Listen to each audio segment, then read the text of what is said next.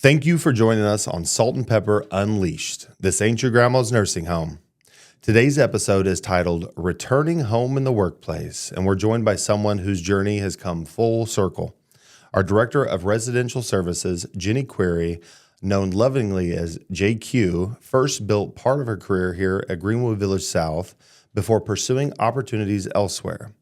After years of growth, new experiences, and professional development, she made the decision to return, and for the past year and a half, she has once again been serving residents, families, and team members in a leadership role. Today, we'll talk about what it feels like to leave, what draws someone back, and how returning to a familiar place can offer a renewed sense of purpose. We'll explore the lessons Jenny learned along the way, the changes she's witnessed in herself and in Greenwood Village South, and why sometimes the best journeys lead us right back to where we started. Jenny, welcome to Salt and Pepper Unleashed. Thank you. Are you excited? I'm glad to be here. Are you nervous? A little bit. You know what? It's going to be all right then. We're just going to jump right into it to get those nervous bugs out of the way here. So for those of you for those viewers of ours, let me start over. All right, Jenny. So we're just going to hop right into it. For viewers and listeners that don't know who you are, tell us a little bit about yourself and then even more so your history with Greenwood Village South. So I have been a nurse and LPN for 30 years. Started my journey at Greenwood Village South in 2001, the ripe old age of 28. I've had children since then. I have 3 daughters. They're all grown adults now.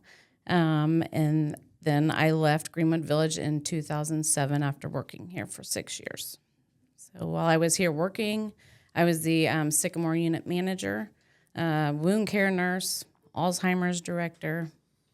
I took every opportunity I could take. That's amazing. That's a lot of different hats. 2001, 2007, 6 years, wearing a lot of hats. That's awesome. But at some point, you made the decision to leave. So I guess what led you to make that decision?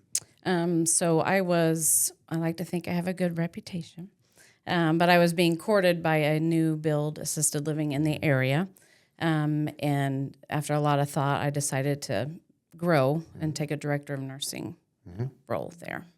And so was that the only role you held there, or did you continue to grow within that company, that community, or that role? So I just held the director of nursing role there, worked there for 7 years. Okay. And then went on and did some other things at skilled nursing. So I was rehab manager at Cardon building for a while. I was nurse educator and staffing development coordinator at that same Cardon building. I had outgrown all the positions there. So then I went to work at another new build assisted living. I like new builds, if you can't tell. And then I eventually got my residential care administrator license.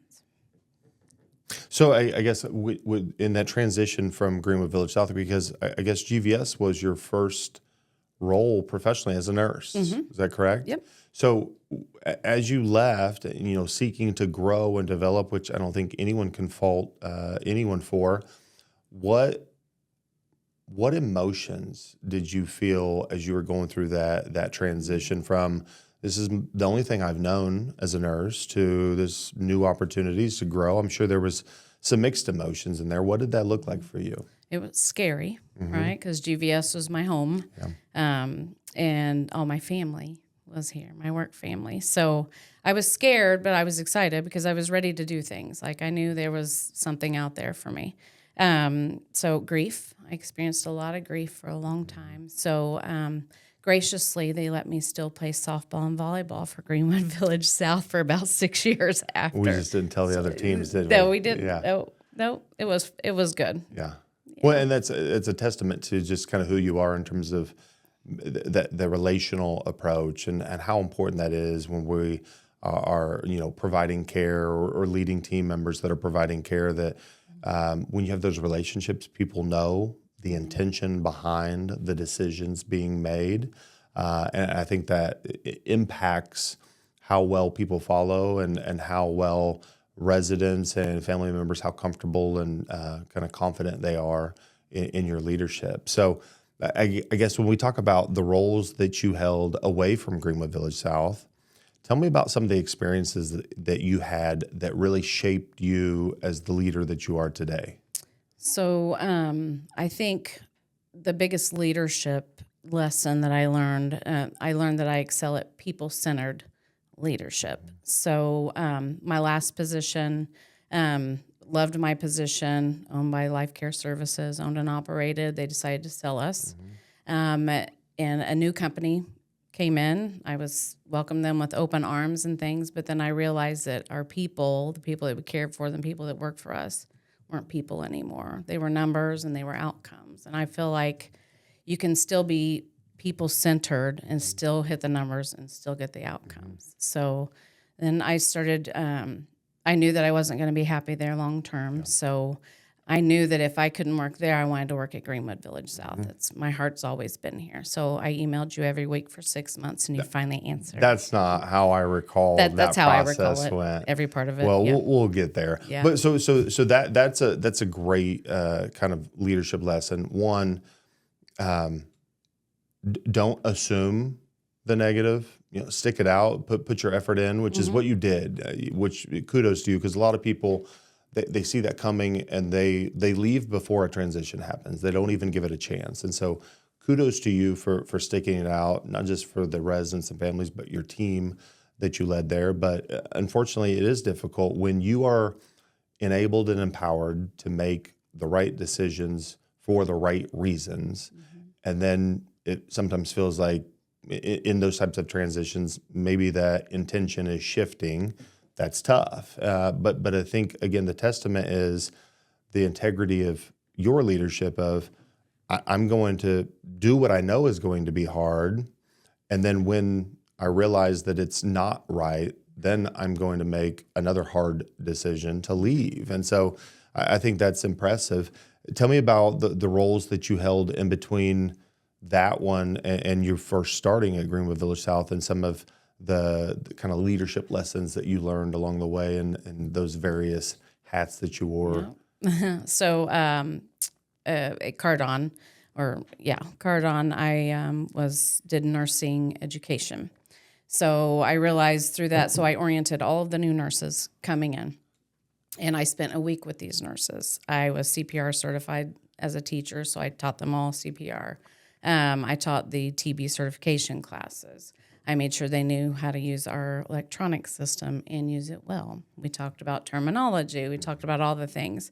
And I think I realized in that position where I'm very people focused, just not process focused. So once my class was done, they flew or whatever, but I found myself going down there and checking on Sarah and then checking on Damien, who worked evening shift, just to make sure they were good. Yeah. I realized I needed to do something more than just teach them and send them away.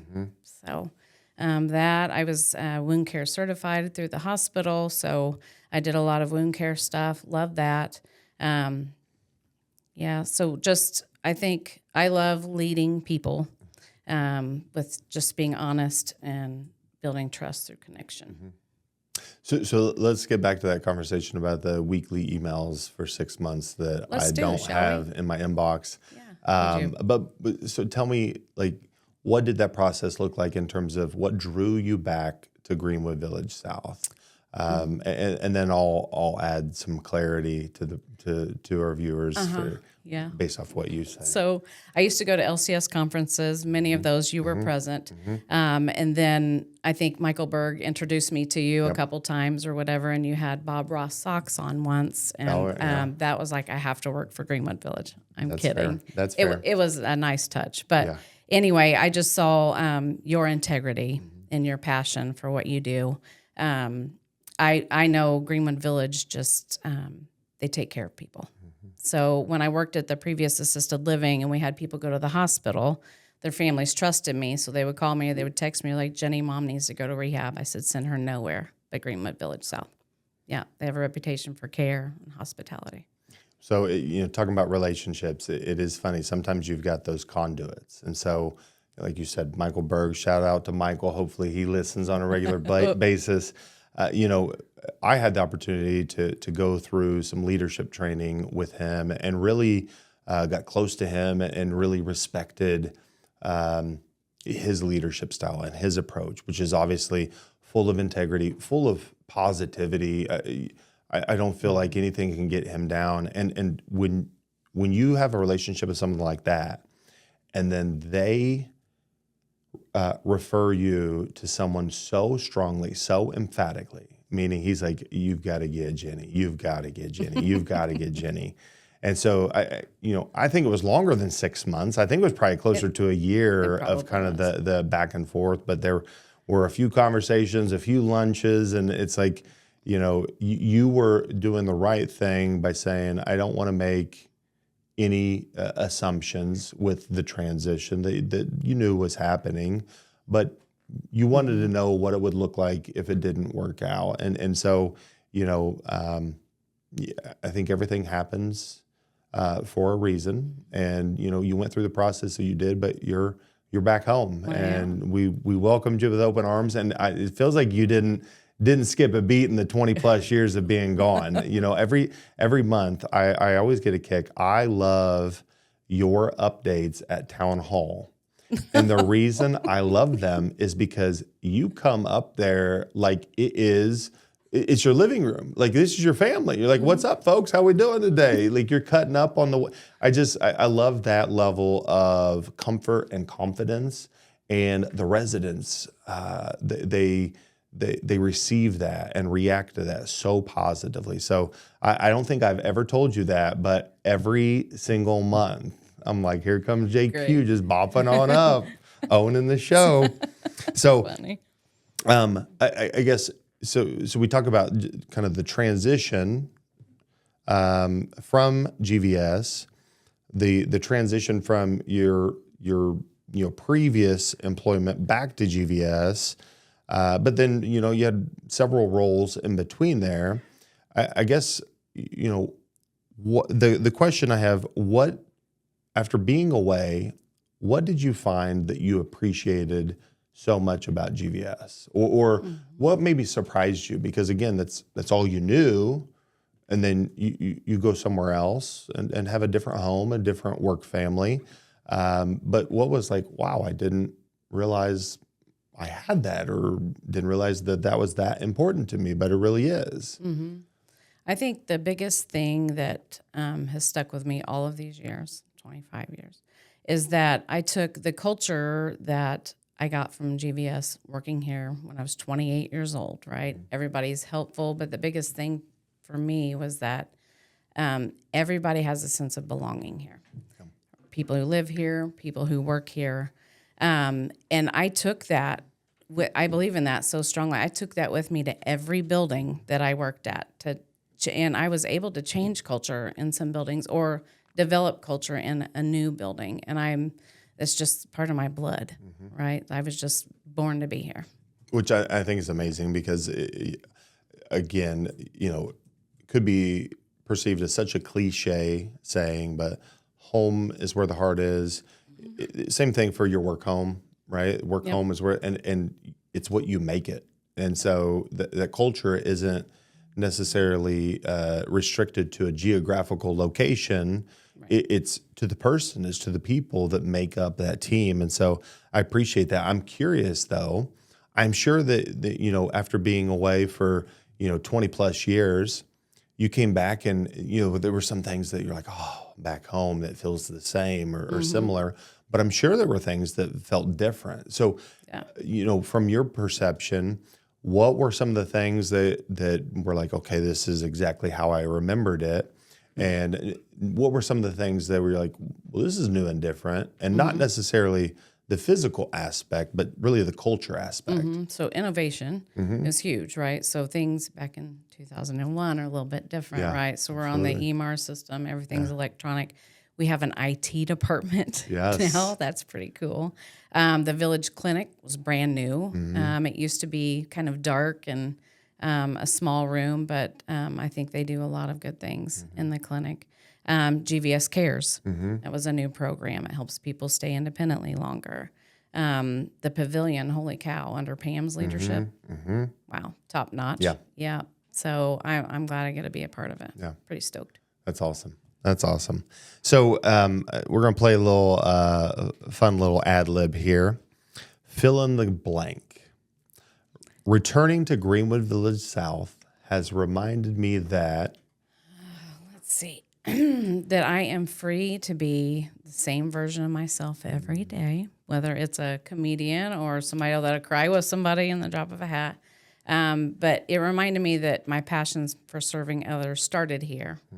Hopefully it ends here. well, I'm glad to hear that. Yeah. Now I know what the succession plan looks like. Because I mean, being 37, you're going to work another 20 years, right? Absolutely, yeah. Okay. Yeah, I've got another 30 in me anyway. Oh, perfect. Yeah, for All sure. right. We're going to, this is on recording and that's staying in, Nobody folks. better laugh. All right. So, we talk about, I said, talk to me about the culture, but obviously a lot of the physical stuff has changed at Greenwood Village South over the last, 20 plus years, but there's a lot changing now for the future as well. So what excites you the most about the future of Greenwood Village South and the plans that we have? Right. Of course, the expansion is exciting, right? Everything being innovative, getting a pool, getting all the cool things. But the new assisted living building really excites me. Absolutely. Yeah. No, I think that's like, it excites everybody. And, talked about going to a new build.